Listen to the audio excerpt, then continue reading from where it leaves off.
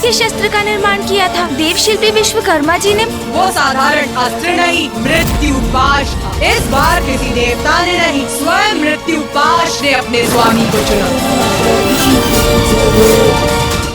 मैं अपना तेज घटा नहीं सकता। अब आप ही इस समस्या का कोई निदान सुझाइए ससुरश्री। बताइए मुझे कि मैं क्या करूं, क्या करूं, क्या करूं, क्या करूं?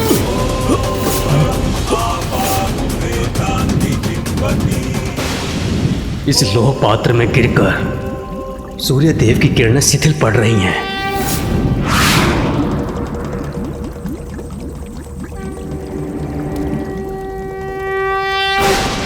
कदाचित मुझे इस समस्या का समाधान प्राप्त हो गया।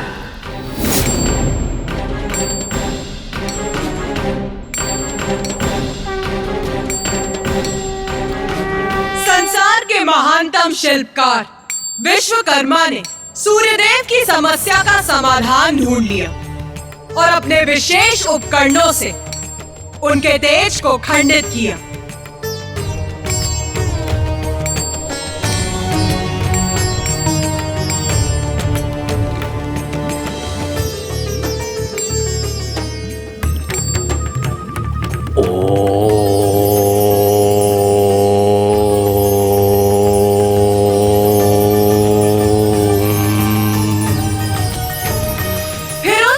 किरणों से सभी देवताओं के लिए अस्त्र शस्त्र का निर्माण किया।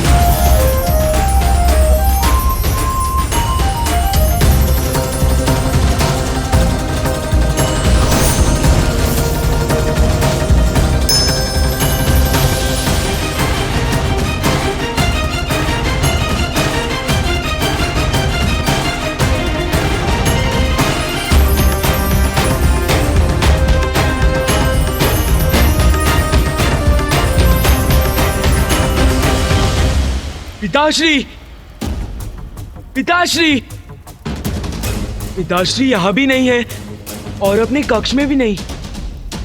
क्या वो नाना जी के स्थान से अब तक लौटे नहीं?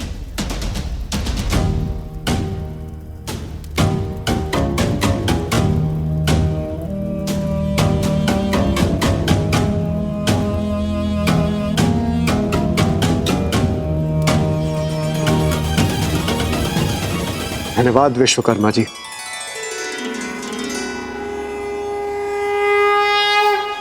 एक ओर तो सभी देवताओं को उनके नवीन शस्त्र प्राप्त हो गए, तो वहीं दूसरी ओर अभी भी कुछ किरणें शेष थी, जो कदाचित विश्वकर्मा को आदेश दे रही थी कि उन्हें उन शेष किरणों का उपयोग कर एक और शस्त्र का निर्माण करना चाहिए।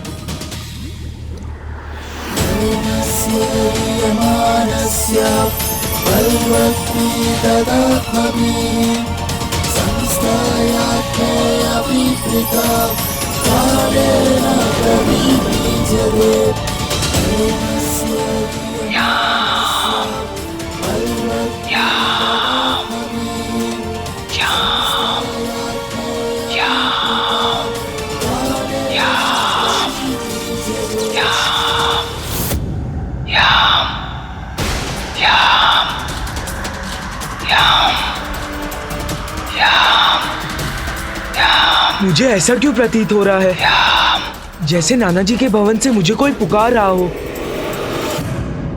ये किस प्रकार के शस्त्र का निर्माण किया था देवशिल्पी विश्वकर्मा जी ने माता? वो साधारण अस्त्र नहीं, मृत्यु पाश था। मृत्यु पाश था। मृत्यु पाश था। ऐसा पाश जो जिसका भी स्पर्श करे उसकी तत्काल मृत्यु हो जाए।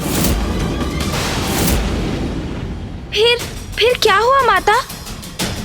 मुझे स्मरण है उस पाश पर तो यमराज का अधिकार है, तो तो उन्हें वो पाश कैसे प्राप्त हुआ माता? इस बार किसी देवता ने नहीं, स्वयं मृत्यु पाश ने अपने स्वामी को चुना।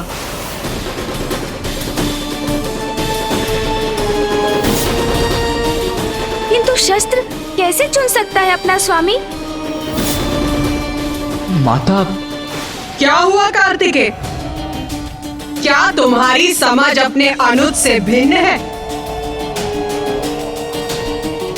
हाँ माता। उचित है, तो फिर तुम ही समझाओ। अनुज गणेश, तुम तो सर्वज्ञाता हो, बुद्धि के देवता हो, किंतु फिर भी यदि तुम मेरे मुख से शस्त्र की महिमा समझना चाहते हो तो सुनो। शस्त्र और योद्धा एक दूसरे के पूरक हैं। ये कोई संयोग नहीं है कि पिताश्री, मामा जी, फूफा जी, समस्त देव, मैं और तुम्हारा भी अपना एक विशेष शस्त्र है। प्रत्येक शस्त्र का स्वामी पूर्व से ही नियत होता है, और फिर जो कुछ भी घटित हो रहा था वो तो मां की लीला का ही परिणाम था। सर्वथा उचित कहा तुमने कार्तिकेय। माता, इंद्रदेव, सूर्यदेव, वायुदेव, वरुण देव, अग्निदेव, यहाँ तक कि पिताश्री, मामा जी, फूफा जी अर्थात त्रिदेव भी तो वहाँ एकत्रित थे ना? तो बताइए ना, उस पाश ने उन सभी योग्यता संपन्न देवों में से यमदेव को ही अपना स्वामी कैसे चुना माता? तुम्हारी ये जिज्ञासा भी अवश्य शांत करूंगी मैं गणेश।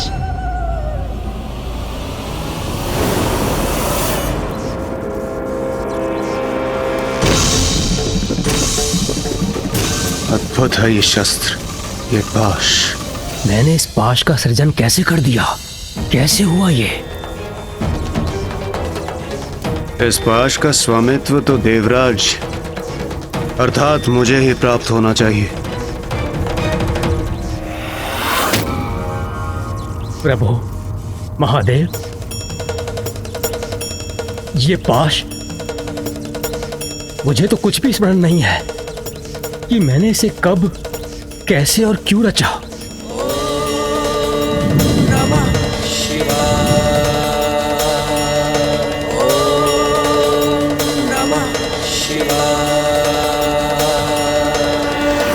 देव शिल्पी विश्वकर्मा, आपके जिन हाथों से समूची सृष्टि की रचना हुई है, वो जो भी रचेंगे उसका अवश्य कोई बड़ा महत्व होगा।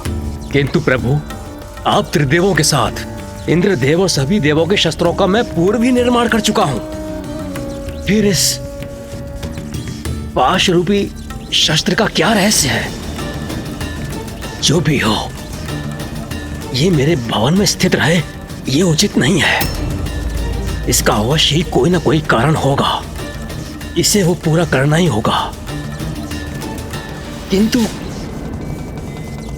इसका अधिकार किसे मिलेगा, ये हम कैसे ज्ञात करेंगे?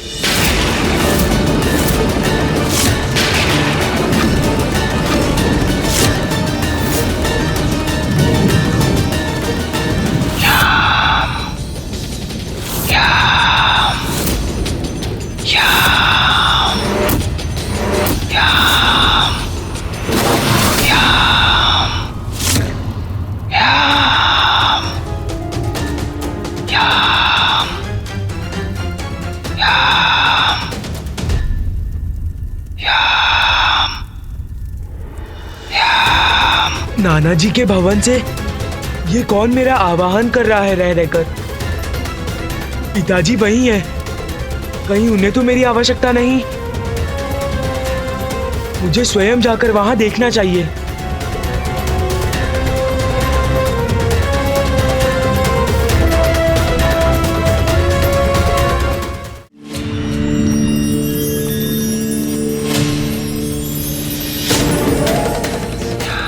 मैंने इस पाश का सृजन कैसे कर दिया? कैसे हुआ ये? मुझे ऐसा क्यों प्रतीत हो रहा है जैसे नाना जी के भवन से मुझे कोई पुकार रहा हो। मुझे स्वयं जाकर वहां देखना चाहिए।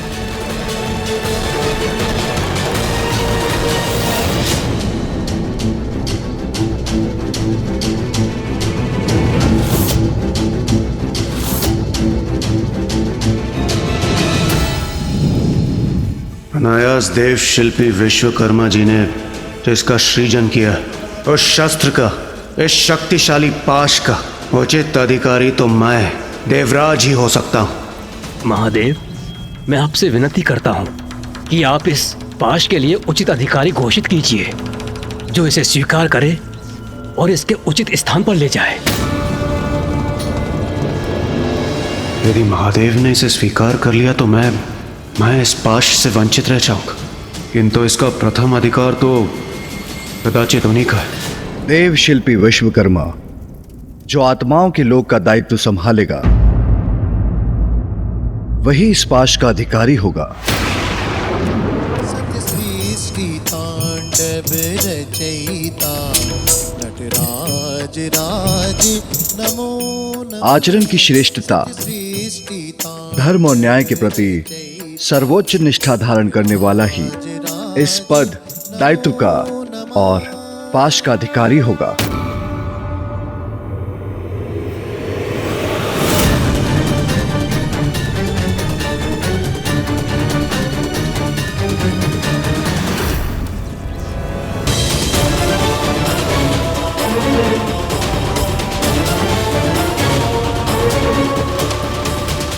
देवगण, मुझे ज्ञात है आप सभी इस पाश को पाने के लिए लालायित हो रहे हैं, तो संकोच मत कीजिए। आप इसे पाने का प्रयास करने के लिए स्वतंत्र हैं। उचित है। महादेव, नारायण और ब्रह्मदेव को इस पाश की कोई आवश्यकता नहीं, और उनके बाद तो वरिष्ठ मैं ही हूं। मैं ही इस पाश के योग्य हूं। देवराजेंद्र, मन की इच्छा को भीतर मत रखिए। अब तो महादेव की भी अनुमति है। यदि आप इस पाश को प्राप्त करना चाहते हैं तो आगे बढ़िए, प्रयास कीजिए। जो आज्ञा नारायण।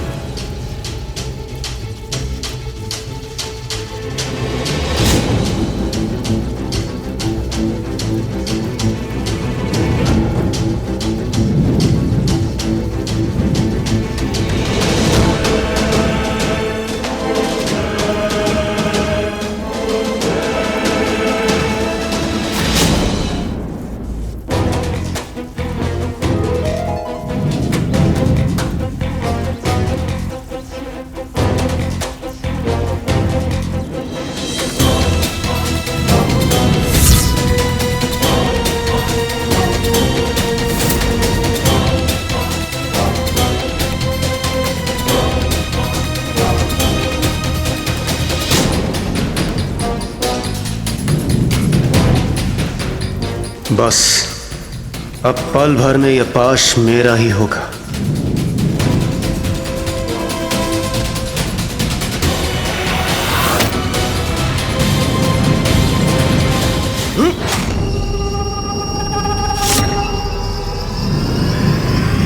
अरे, इस पाश ने तो मुझे जकड़कर अपने वश में कर लिया।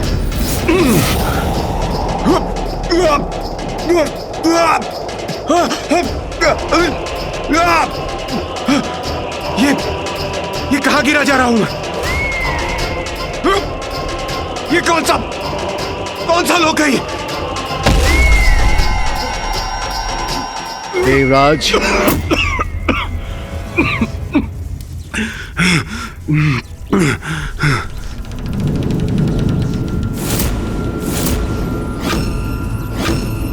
क्या हुआ देवराज? आप कुशल तो है ना?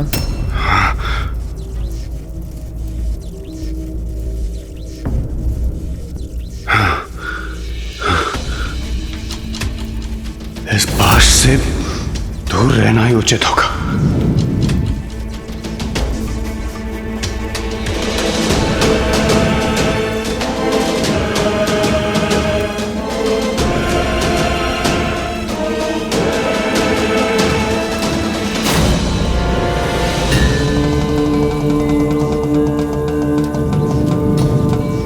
कैसे अद्भुत और शक्तिशाली अस्त्र का निर्माण हुआ है मुझसे, जिसे देवराज इंद्र भी नहीं संभाल पाए।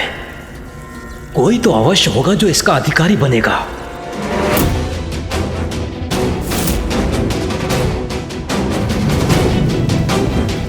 देव कोई स्पष्ट संकेत क्यों नहीं दे रहे हैं?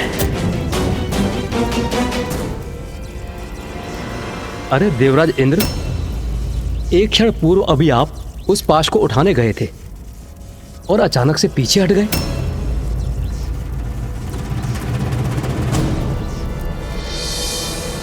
अग्निदेव, यदि आपकी इच्छा है तो आप स्वयं प्रयास क्यों नहीं कर लेते? समझ गया मैं। इंद्रदेव पाश को अपने वश में नहीं कर सके, इसलिए ऐसे वचन बोल रहे हैं।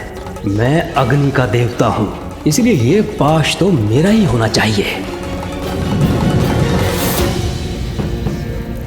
प्रभु, यदि आपकी आज्ञा हो तो इस पाश को उठाने का प्रयास करूं।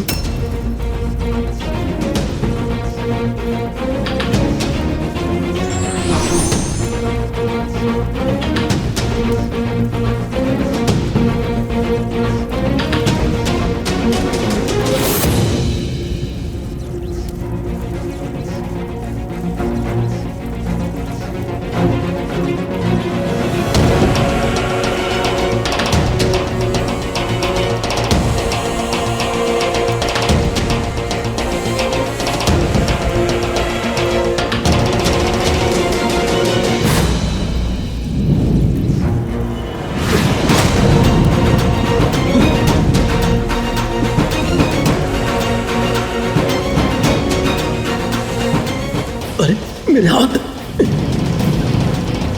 इन अंधकारी छिद्रों में कैसे फंस गए मेरे हाथ? सहायता कीजिए, कोई मेरी सहायता कीजिए।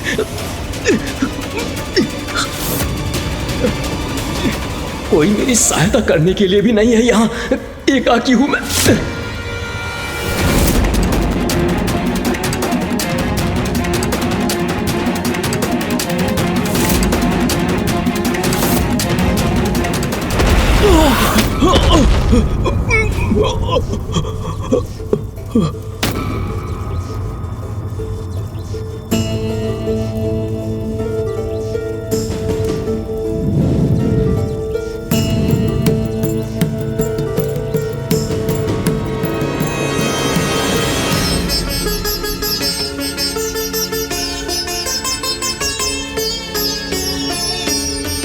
इंद्रदेव, अग्निदेव,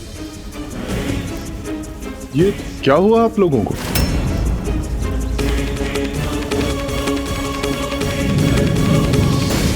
ये तो स्पष्ट है कि देवराज इंद्र और अग्निदेव दोनों इस पाश के उत्तराधिकारी नहीं हैं। किंतु क्या अब शेष देवताओं में कोई इसे प्राप्त करने का प्रयास करना चाहेंगे?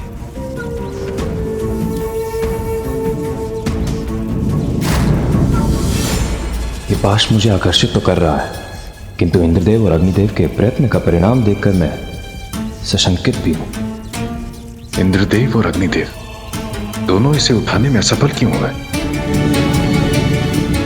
किंतु यह आवश्यक नहीं कि जो पाश इंद्रदेव और अग्निदेव नहीं प्राप्त कर सके वो मैं भी ना उठा सकूं। इस पाश को पाकर अपनी प्रतिष्ठा बढ़ाने के इस स्वर्ण अवसर को गंवाना उचित नहीं।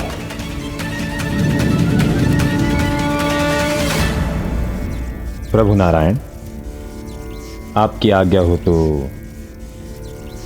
मैं प्रयास करूं। अवश्य।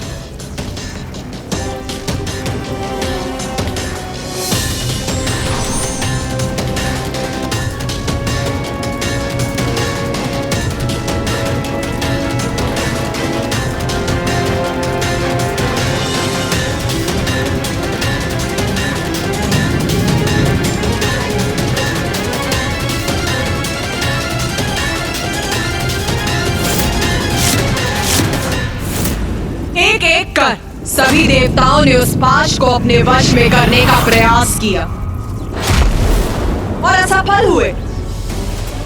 अंततः एकमात्र सूर्यदेव ही शेष रहे। ये पाश जिसका निर्माण मेरी किरणों के तेज से हुआ है, उसने सभी अन्य देवताओं को अस्वीकार कर दिया।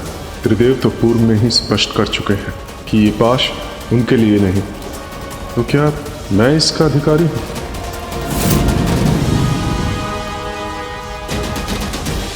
प्रभु, आपकी आज्ञा हो तो मैं प्रयास करूं।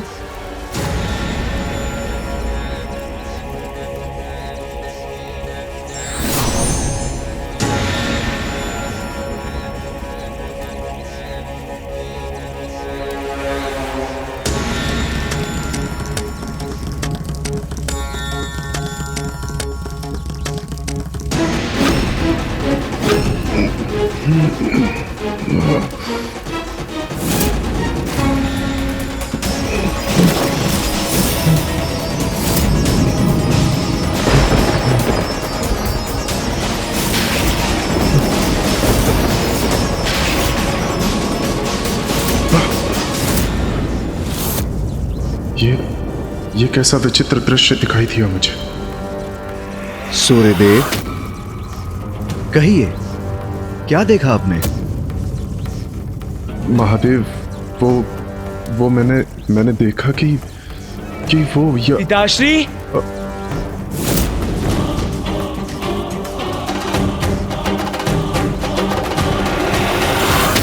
यम, पुत्र यम, तुम यहां?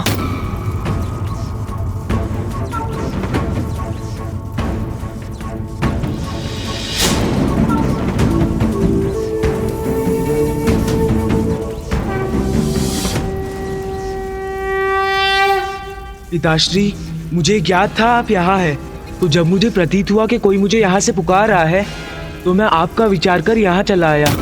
यम को प्रतीत हो कोई पुकार रहा है उसे यहाँ से, और मैंने जो दृश्य देखा, तो क्या यम? पुत्र यम, उचित समय पर उचित स्थान पर पहुंचे हो तुम। महादेव, मैं कुछ समझा नहीं। शीघ्र सब समझ जाओगे पुत्र, किंतु सर्वप्रथम जाओ उस पाश को उठाओ।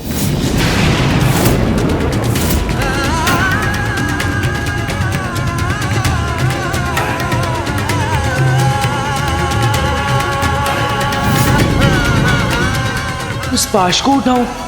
ये महादेव क्या आदेश दे रहे हैं मुझे? ऐसा क्या विशेष है उस पाश में?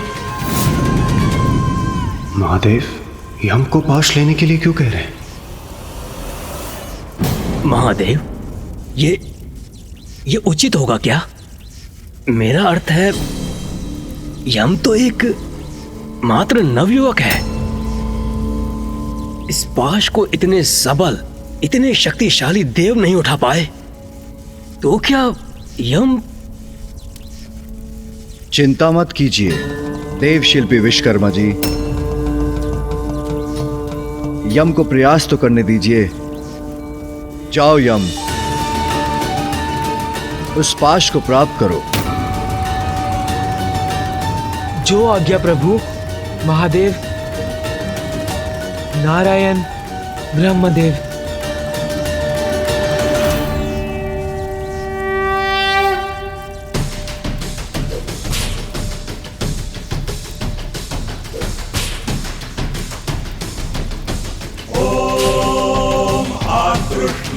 रजसा वर्तमानो निवेशयन्नमृतं च हिरण्येन सविता रथेन देवो यदि भुवनानि पश्यन्।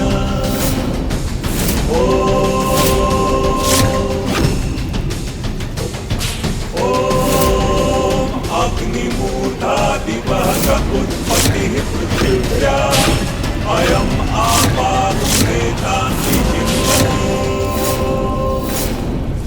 यम, सूर्यपुत्र यम, मैं आपको अपना स्वामी स्वीकार करता हूँ। यमराज,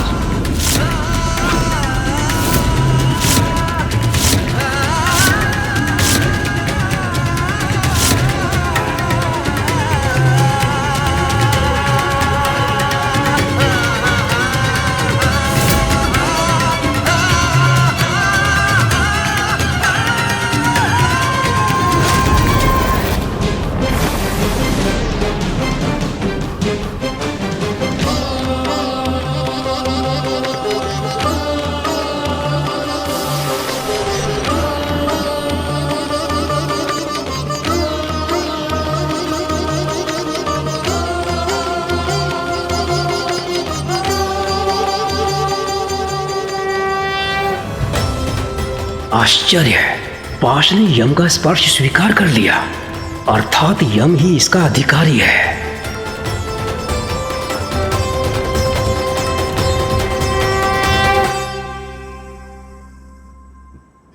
मेरे पुत्र यम ने इस पाश का स्वामित्व प्राप्त किया।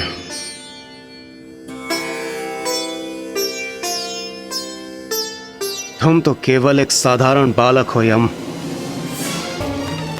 फिर ऐसा क्या है तुम में जो इस पाश ने मुझ देवराज इंद्र को छोड़कर तुम्हें अपना स्वामी स्वीकार कर लिया?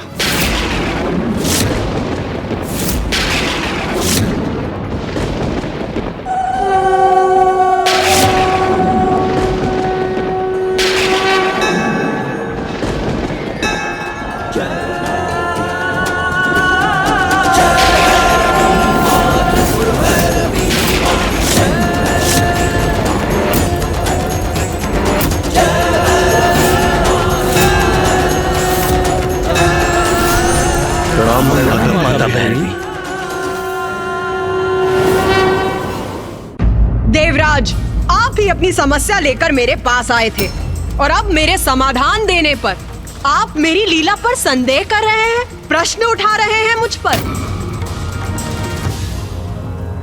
नहीं नहीं माता, मुझे आपकी लीला पर कदापि संदेह नहीं है। मुझे तो बस ज्ञात करना था कि यम ही क्यों? क्योंकि यम उत्तम आचरण, धर्म परायणता और न्यायपरता में श्रेष्ठतम है। क्षमा कीजिए माता, किंतु ये सब मेरे समझ के परे है। यम, तुम्हें एक अत्यंत महत्वपूर्ण कार्य हेतु चुना गया है। जिस पाश ने तुम्हें चुना है वो मृत्यु पाश है, जो आज से यम पाश भी कहलाएगा।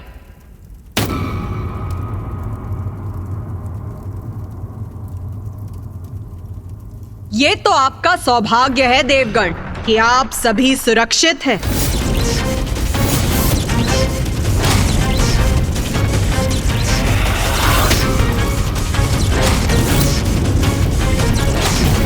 क्योंकि अब अपने स्वामी के हाथों में इस पाश की शक्ति अपनी पूर्णता प्राप्त कर चुकी है और अब जो भी इसका स्पर्श करेगा वो तत्काल मृत्यु का भागी बनेगा।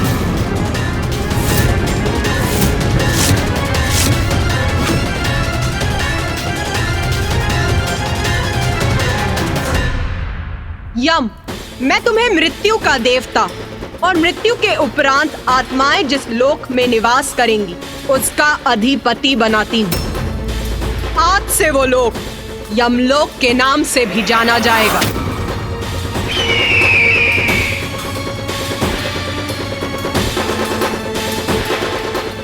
और उसकी व्यवस्था को सुचारू और नियंत्रित रूप से चलाने का दायित्व तुम्हारा होगा। आयु समाप्त होने पर जीव को इस पाश से बंदी बनाकर यमलोक लाना होगा तुम्हें और उसके कर्मों के अनुसार उसकी उचित गति निर्धारित करनी होगी।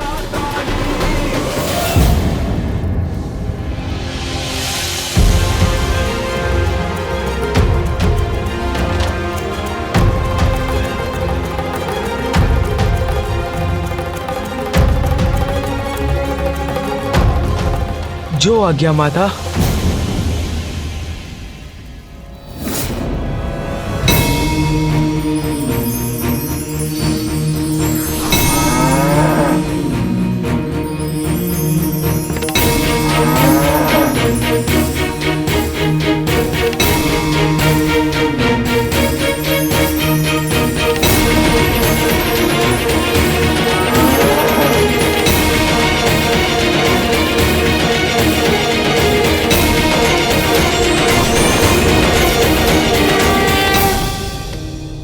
मुझे गर्व है कि माता ने मुझे इतना बड़ा कार्य दिया है, किंतु क्या मैं इतना बड़ा दायित्व निभा सकूंगा?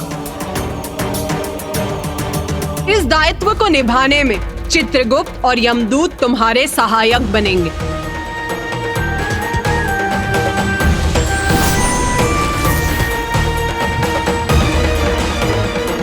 प्रणाम माते, प्रणाम त्रिदेव, प्रणाम महाराज यमदेव, चित्रगुप्त सभी लोकों पर जीवों के कर्मों का विस्तृत लेखा जोखा रखेंगे।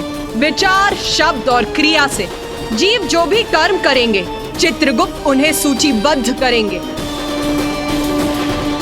और जब मृत्यु होगी, यमराज अपने दूतों की सहायता से उन आत्माओं को उनके कर्मों के अनुसार उचित फल देंगे। यम, तुम अपने लोक अर्थात यमलोक में भू विचार नामक आसन पर बैठकर आत्माओं के कर्मों का विचार करोगे और तुम्हारे दूत आत्माओं को बंदी बनाकर लाने में तुम्हारी सहायता करेंगे। जो आज्ञा माता। जो आज्ञा माता। स्मरण रहे यम, मेरे द्वारा नियत जन्म और मृत्यु के विधान के अनुसार समय आने पर किसी की भी मृत्यु टलनी नहीं चाहिए। माता, मुझे इतना बड़ा दायित्व सौंपने के लिए आपको कोटि कोटि धन्यवाद।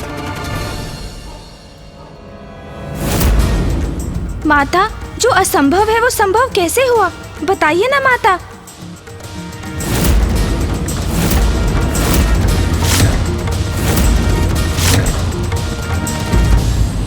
योग्य व्यक्ति को उसकी योग्यता के अनुसार उत्तरदायित्व दिए जाते हैं, इसलिए श्रेष्ठ नहीं, योग्य बनने का प्रयास करना चाहिए।